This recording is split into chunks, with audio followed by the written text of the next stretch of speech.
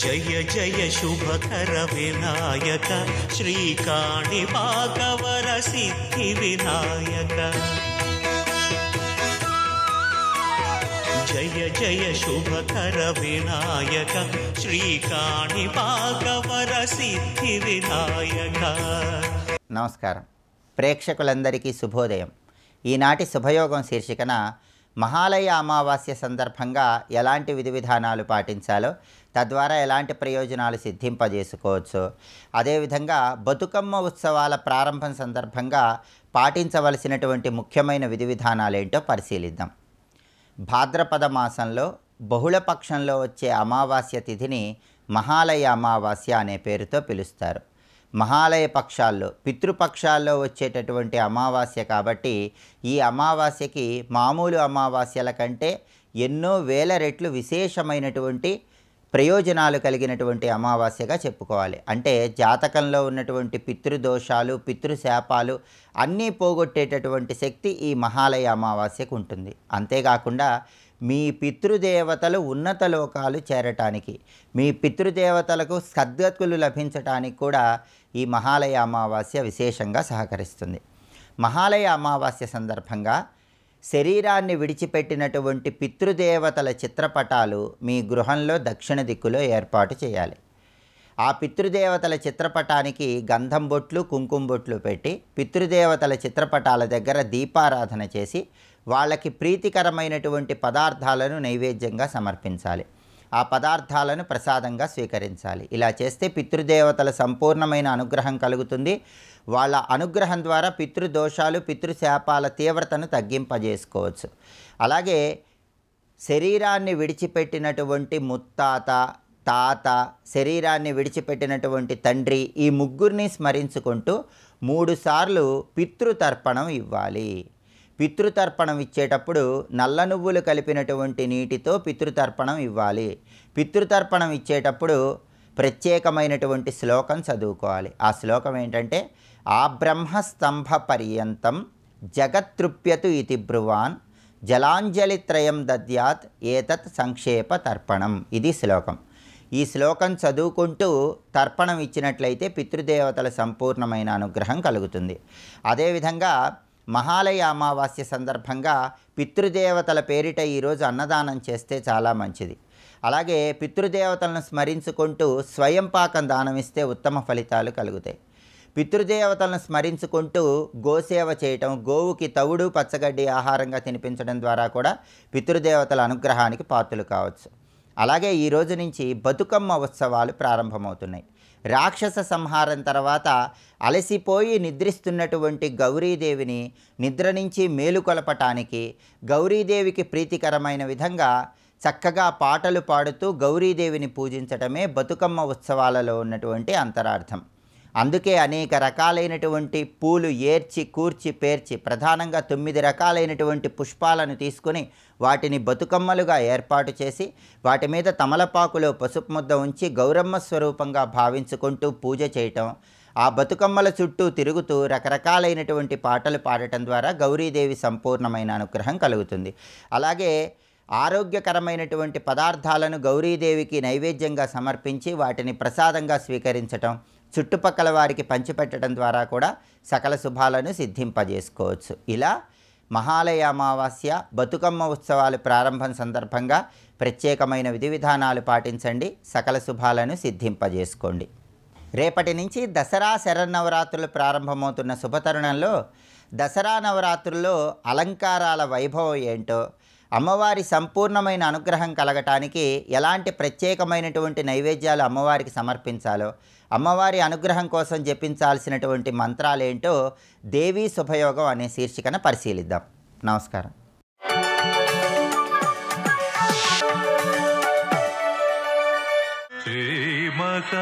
గణపతిం మనసా స్మరామి మహాగణపతిం మనసా స్మరామి వసిష్ఠవామదేవాదివందిత మహాగణపతిం మనసా స్మరామి.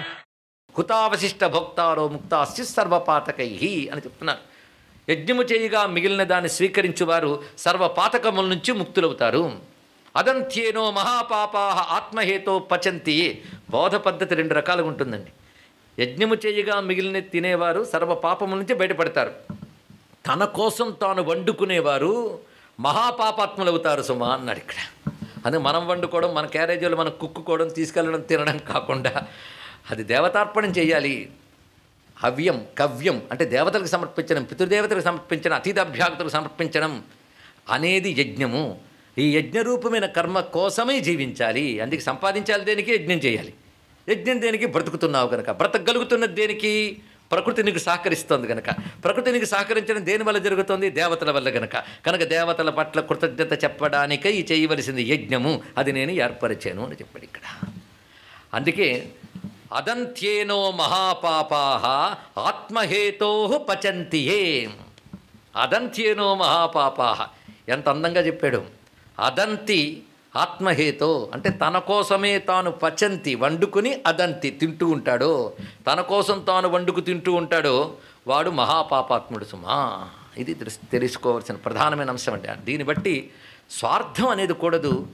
10 మందికి పనికొచ్చేటట్టు జీవించాలనే అద్భుతమైన విషయాన్ని కూడా దీని నుంచి గ్రహించవచ్చు కదా. 10 మంది అంటే నీ చుట్టూ ఉన్న సాటి మానవులే కాదు, ప్రకృతిని నిర్వహిస్తున్న ప్రాకృతిక శక్తులైన దేవతలు కూడా ఇందులో చెప్పిన అంశం అంత ప్రధానమైనది. అందుకే సనాతన జీవితం అంటే యజ్ఞ జీవితం. సనాతన ధర్మం బోధించే జీవితం పేరు యజ్ఞ జీవితం. కనుక హిందువులు అనగా యజ్ఞ జీవనులు, యజ్ఞ జీవనులైన వారు హిందువులు. కనుక నేను యజ్ఞం చేస్తున్నానా లేదా అని ప్రతివాడు ప్రశ్నించుకోవాలండి.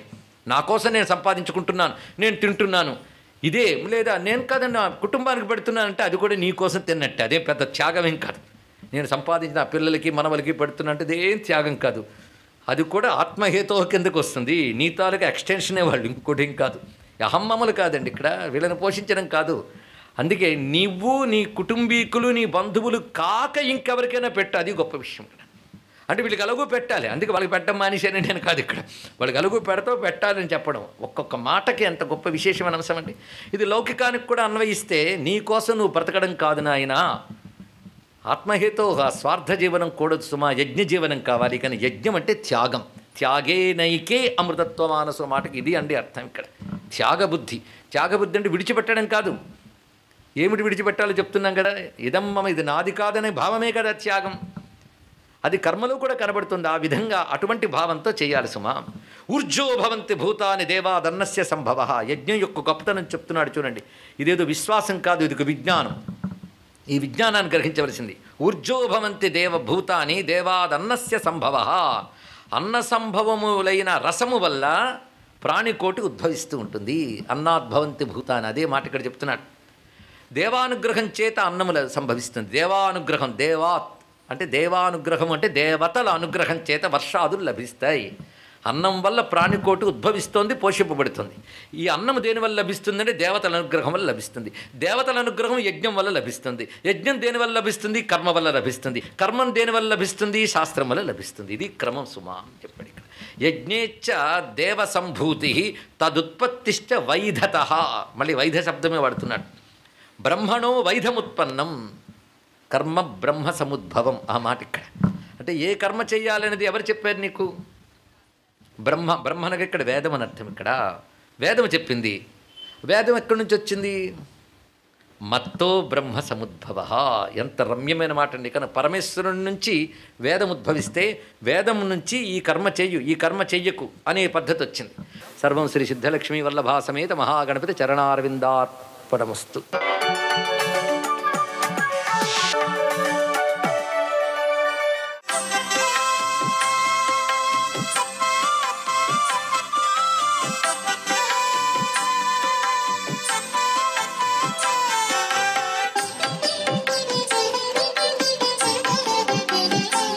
ఓం నమో నారాయణాయ.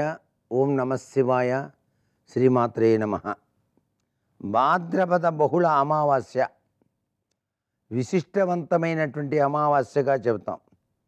ఈ అమావాస్యను సప్తపితృకామావాస్య అని కూడా అంటారు. ఇది పితృదేవతలకు చాలా విశేషం.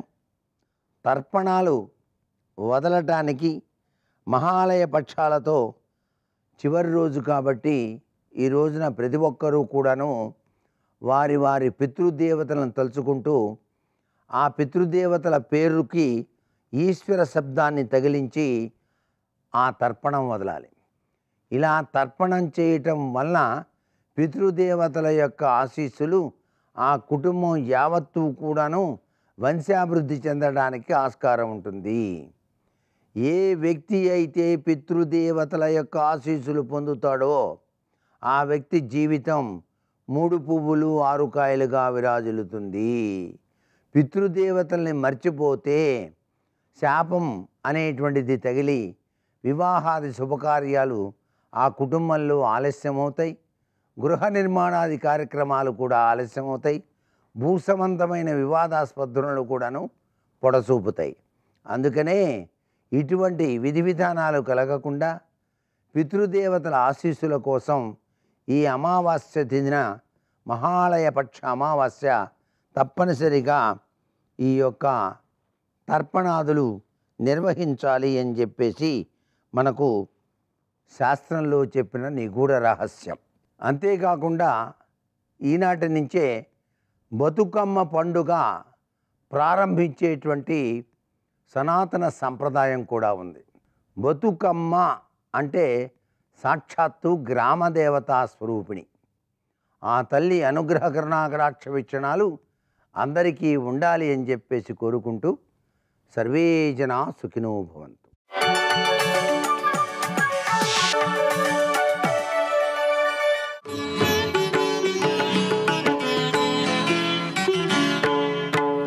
ఆది పూజకు స్వామివి నీవే, ఆదరించు మా దైవము నీవే. పరమశివుడు అర్ధనారీశ్వర స్వరూపంలో ఉంటాడు.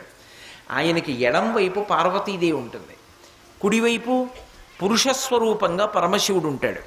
అందుకే కుడివైపంతా పురుషస్వరూపం, ఎడమవైపంతా అమ్మవారు ఉంటుంది. అర్ధనారీశ్వర స్తోత్రం అని శంకరాచార్యులు వారు చేశారు. ఇటువైపు నుంచి చూస్తే అమ్మవారు, ఇటువైపు చూస్తే పరమశివుడు. అలాగే కొడుకు కూడా ఇటువైపు నుంచి చూస్తే అమ్మవారు, అటువైపు నుంచి చూస్తే అయ్యవారు.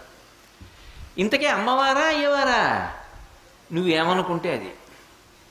ఎందుకని అంటే భగవంతుడు నిజానికి స్త్రీ కాదు, పురుషుడు కాదు, నపుంసకుడు కాదు.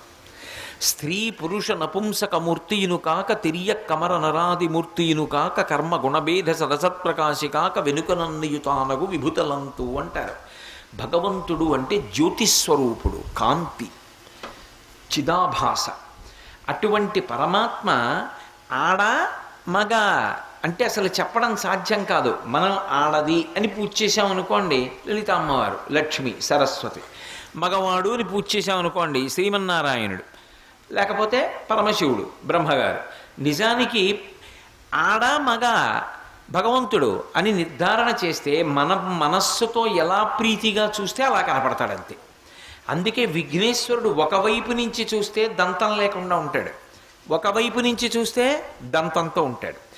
ఇప్పుడు ఆయన ఆడ మగ, తండ్రి పరమశివుడు ఎలా అర్ధనారీశ్వర స్వరూపమో ఈయన కూడా అంతే అర్ధనారీశ్వర స్వరూపం. అందుకే విఘ్నేశ్వరుడి మూర్తి పడితే పక్కన అమ్మవారిని పెట్టారా పెట్టలేదా అన్నదానితో సంబంధం ఉండదు. ఇది పెద్ద ఉపాసన రహస్యం నిజానికి. ఎందుకంటే అమ్మవారు పక్కన లేకపోతే పూజ చెయ్యం మనం. అందుకే మీరు చూడండి, పార్వతీ పరమేశ్వరులు, లక్ష్మీనారాయణులు, సరస్వతి బ్రహ్మ, శిచీ పురంధరాభ్యాం నమః, అరుంధతీ వశిష్టాభ్యాం నమః. ఎప్పుడైనా సరే భార్యతో కలిపి పిలుస్తాం. భార్య అంటే ఆయన శక్తి స్వరూపం, కలిపి పిలిచి పూజ చేస్తాం. వరసిద్ధి వినాయక వ్రతం చేసేటప్పుడు విఘ్నేశ్వర ప్రతిమ ఒక్కటే కదా పెట్టుకుంటున్నారు, పక్కన అమ్మవారిని ఎవరన్నా పెడుతున్నారా? పెట్టట్లేదుగా. పెట్టనప్పుడు వ్రతం చేయడానికి ఉపాసనకి ఎలా సిద్ధిస్తుంది, ఎలా కుదురుతుంది అమ్మవారేది? అంటే ఎటువైపు దంతం లేదో అటువైపు నుంచి చూసినప్పుడు ఆయనే అమ్మవారు. అర్ధనారీశ్వర స్వరూపంలో ఇంకా మళ్ళీ అమ్మవారు అవసరం లేకుండా అమ్మవారు ఉన్నట్లు, దంతం లేని వైపు చూస్తే అదే అమ్మవారు, దంతం ఉన్నవైపు చూస్తే అదే పురుషుడు వినాయకుడు. కాబట్టి ఇప్పుడు సిద్ధి బుద్ధి, ఈ బుద్ధి మనకుంటే సిద్ధి ఆయనతోనే ఉంది. కాబట్టి సిద్ధి బుద్ధి సమేత వరసిద్ధి వినాయక పరబ్రహ్మణే నమః. ఇది విఘ్నేశ్వర స్వరూపానికి ఉపాసనాపరంగా ఉన్నటువంటి అద్భుతమైన చమత్కారం. అది పరబ్రహ్మతత్వాన్ని నిరూపణం చేసేటటువంటి స్వరూపం. అందుకే అన్నిటికన్నా ఆది ఎక్కడుంటుంది అంటే ఓంకారమునందు ఉంటుంది. ప్రణవము ఇలా ఓం అన్నది వేస్తే ఎలా ఉంటుందో, ఏనుగు ముఖం, విఘ్నేశ్వరుడి తొండం మీరు గీత గీస్తే అందులో ఓం వస్తుంది. ప్రణవస్వరూపంగా నిలబడేటటువంటి వాడు ఎవరు అంటే ప్రణవస్వరూపి పరమశివుడు. మళ్ళీ ఆయన కొడుకు ఆత్మావై పుత్రనామాసి. అందుకే మళ్ళీ ప్రణవస్వరూపంగా ఉండేటటువంటి వాడు విఘ్నేశ్వరుడు. సర్వం శ్రీ ఉమామహేశ్వర పరబ్రహ్మార్పణమస్తు. స్వస్తి.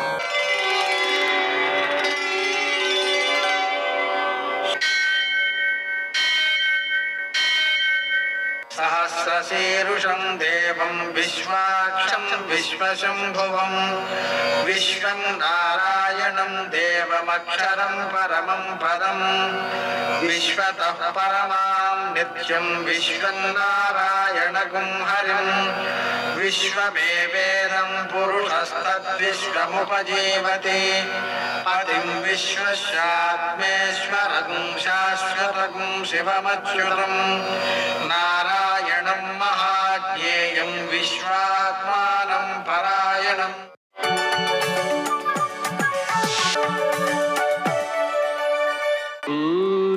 శౌర్యమథేందురింద్రపదవీ సన్మంగళం మంగళం.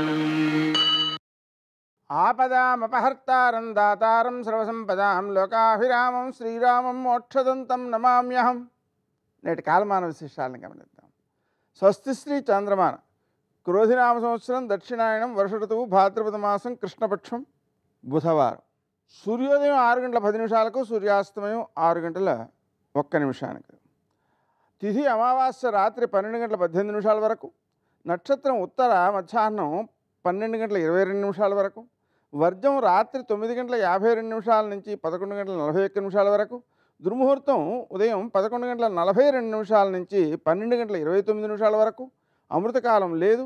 రాహుకాలం బుధవారం కాబట్టి మధ్యాహ్నం 12 నుంచి 1:30 వరకు. అష్టకౌర్గు రీత్యా శుభప్రదమైన సమయం ఉదయం 7:05. నేటి విశేషం గాంధీ జయంతి.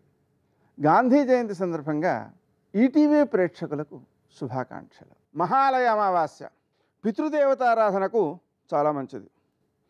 అంతేకాదు మనకు దర్భలు కోసేటప్పుడు ఏ రోజుకి ఆ రోజు కోసుకోవాలండి వాడుకోవాలంటే. కానీ ఈరోజు కోసినట్లయితే దీన్ని కుశగ్రహణం అంటారు. ఈరోజు కోసినట్లయితే సంవత్సర కాలము కూడా పూజకు ఉపకరిస్తాయి, అలాగే పితృకార్యాలకు కూడా ఉపకరిస్తాయి. అందువలన సామాన్యంగా ఈ రోజున కోసుకుని అట్టే పెట్టుకుని సంవత్సరం అంతా వాడుకోవాలన్నమాట. అటువంటి కుశగ్రహణం. తర్వాత దర్శశ్రార్థం కూడా ఈరోజు చేస్తారు, పితృతర్పణాలు ఇస్తారు. అన్నిటికంటే ముఖ్యంగా ఈరోజు పద్మక యోగం ఉందండి. పద్మక యోగము అంటే ఈరోజు నదీ స్నానం చేసినా, సముద్ర స్నానం చేసినా, దానం చేసినా విశేషమైన సత్ఫలితాన్ని ఇస్తుంది. అందుకని అక్షయ ఫలితాలను ఇచ్చేటువంటి ప్రత్యేకమైన యోగాలను సద్వినియోగం చేసుకోవడం చాలా మంచిది. నేటి మరో విశేషం బతుకమ్మ పండగ ప్రారంభం. ప్రకృతిలో పుష్పాలు చాలా సారవంతమైనవి, సృష్టికి మూలమైనవి. అటువంటి ఆ పుష్పములను అమ్మవారుగా భావించి పూజించడం అనేటువంటి చర్య చాలా చాలా ఉత్తమమైన ఫలితాలను ఇస్తుంది. నేటి ఆణిముత్యాలు.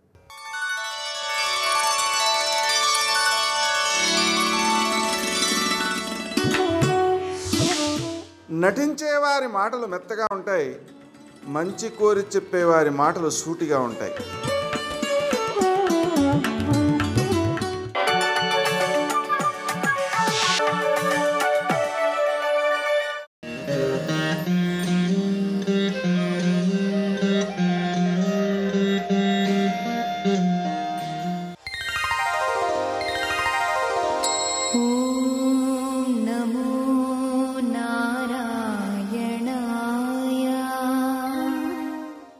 బీహార్ రాష్ట్రంలో పాట్నాకు దక్షిణంగా 100 కిలోమీటర్ల దూరంలో రామాయణంలో నిరంజన నదిగా చెప్పబడిన ఫాల్గు నది ఉంది. ఈ నది ఒడ్డున గల ప్రాంతమే గయ. మన దేశపు అత్యంత పుణ్యక్షేత్రాల్లో గయ ఒక. గయలో చేసే పితృకార్యాలు ముందటి 7 తరాలను ఉద్ధరిస్తాయని హైందవుల విశ్వాసం. అనేక ప్రసిద్ధ దేవాలయాలకు కూడలి అయిన గయలో అత్యంత ప్రసిద్ధమైనది విష్ణుపద మందిరం. గయకు ఆ పేరు రావడానికి కారణం గయాసురుడిని విష్ణువు చంపిన స్థలం ఇది అని ఒక కథనం. విష్ణువు తానొక యజ్ఞం చేస్తున్నానని, అందుకు అనువైన చోటు కావాలని అడుగగా గయాసురుడు తన ఛాతీని చూపాడని, ఆ యజ్ఞం సెగలకు తట్టుకోలేక విష్ణువుని ప్రార్థించగా తన పాదం మోపి అతనికి మోక్షమిచ్చాడని, ఈ స్థలం అతని అభీష్టం మేరకు మృతజీవులకు పిండ ప్రదానాలతో సకల సాయుధ్యాలను ప్రసాదించే పవిత్ర క్షేత్రంగా భాసిల్లేలా విష్ణువు అనుగ్రహించాడని ఐతిహ్యం. ప్రధాన ఆలయం మటుకు విష్ణుపద మందిరమే. విష్ణుపద మందిరం ఎత్తైన గోపురంతో, 2 గోపుర శిఖరాలతో, ప్రవేశద్వారం, లోన ప్రదక్షిణా మార్గాలతో, విశాల ఆవరణంతో కానవస్తుంది. కుడివైపు స్తంభాలతో వసారా, ఎడమవైపు ఆలయం గోచరిస్తాయి. గయాసురుడి కారణంగా విష్ణుపద ముద్రలతో పవిత్రమైన గయక్షేత్రంలో విష్ణుపద మందిరమే అతి ప్రసిద్ధ దేవాలయం. రాతిపై పాదముద్రలు చెక్కినట్లుగా ఇవి దర్శనమిస్తాయి. విష్ణువు పాదముద్రలు గల రాతిబండ గయలో పూజలందుకుంటోంది. విష్ణుపదం పరమ పవిత్రంగా భావింపబడుతుంది. శ్రీ మా గయేశ్వరీ దేవి మందిరంలో దేవతా విగ్రహం నల్లరాతి మూర్తిగా విశాల నేత్రాలతో దర్శనమిస్తుంది. విష్ణుమూర్తి శంఖచక్రాలతో రాతిమూర్తిగా వరదహస్తంతో నిలబడిన యజ్ఞనారాయణ మందిరం ఇక్కడ ఉంది. ఎక్కడెక్కడి నుంచో జనం గయకు వచ్చి ఇక్కడ పితరులకు పిండ ప్రదానం చేస్తారు. కేవలం మనుషులకే కాదు, ప్రీతిపాత్రమైన జీవాలకు కూడా ఇక్కడ పిండ ప్రదానాలు జరుగుతుంటాయి. ఆలయ ప్రాంగణంలో పిండ ప్రదానాలు నిరంతరం జరుగుతుంటాయి. గయలో 64 పిండాలు పెట్టడం అనే సంప్రదాయం ఉంది. కాశీ, అలహాబాద్, రామేశ్వరం మొదలైన తీర్థ శ్రాద్ధాలలో 16 పిండాలు పెడతారు. అందులో 9 నెలలు మోసి కని పెంచిన తల్లికే 32, పూర్వీకులకు 16, ఇతరులకు 16 పెడతారు. వంశీకుల సముద్ధరణకు గయను మించిన క్షేత్రం లేదని, ఇక్కడ పిండ ప్రదానాలు చేయడం వల్లనే పితరులు శాంతించి ముక్తిలోకాలు పొందుతారని నమ్మకం. శ్రద్ధ, తర్పణ, స్నానం గయలో ప్రధానంగా చేస్తారు. గయాధరుడు క్షేత్రదైవంగా, గాయత్రీ దేవత క్షేత్ర దేవతగా భావించి పూజింపబడతారు. పిండ ప్రదానాలు చేసిన వారి తరతరాల వారిని తన సాయుధ్యమిచ్చి తరింప చేస్తుంటాడని భక్తులు విశ్వసిస్తుంటారు.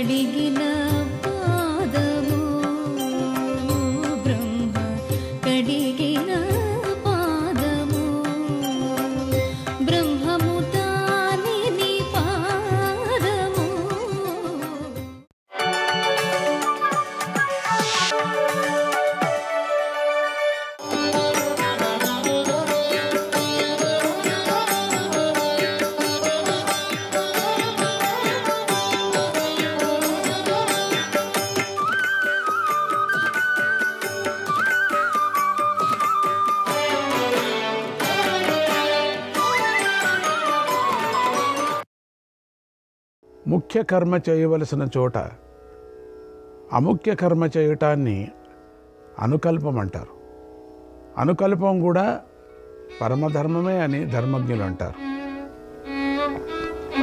విశ్వేదేవులు, సాధ్యులు, బ్రాహ్మణులు, మహర్షులు వీరందరూ మృత్యువుకు భయపడి ఆపత్కాలంలో ప్రత్యేక విధులను ప్రతినిధులుగా చేశారు. ప్రభుః ప్రథమకల్పస్య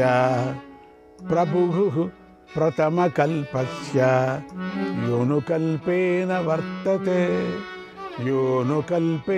వర్తతే న సాంపరాయికం తస్య దుర్మతేర్విద్యతే ఫలం దుర్మతేర్విద్యతే ఫలం. ముఖ్య కార్యం చేయటంలో సమర్థుడై ఉండి కూడా గౌణ విధిని అనుసరించి పనిచేసే దుర్బుద్ధికి పరలోకంలో కావలసిన ఫలం ప్రాప్తించదు. కావలసిగా అన్నీ సమకూర్చి ఉండినప్పటికి కూడా కొంతమంది సోమారితనంతో వదిలేస్తుంటారు. అటువంటి పరలోక ప్రాప్తము మంచిది దొరకదు వాళ్లకు. అన్నీ అనుకూలంగా ఉండేటప్పుడు చేయాలి.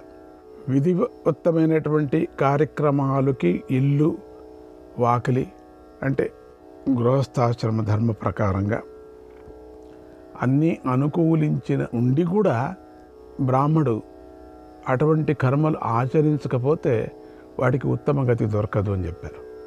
ఏమీ లేకపోతే పర్వాలేదు, రోగం వచ్చినప్పుడు పర్వాలేదు, ఆరోగ్యంగా ఉండి అన్నీ సమకూర్చిగా ఉండి అంతో కొంత అయినా చేయాలా అని చెప్పారు. అన్నీ చేయాల్సిన పని లేదు, కొంతైనా చేయాలి దాంట్లో. అది వదిలేసి మామూలుగా ఉండకూడదు. అందుకని అనుకూలం ఉండినటువంటి బ్రాహ్మడికి ఎంత కావాలనో అంత ఆచరించాలా. ఇంట్లో దేవతార్చన పెట్టుకోవాలా, ఇంట్లో ఒక శాలిగ్రామం పూజ చేయాలా, నైవేద్యం అయిన తర్వాత భోంచేయాలా, కొంచెమైనా ఆచారము ఇంట్లో కొంచెం చేసుకుంటే చాలా మంచిది.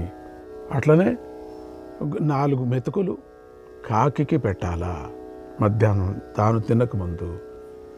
అగ్ని పూజ అని చెప్పటం దాన్ని. అగ్ని పూజ అంటే అదేనే.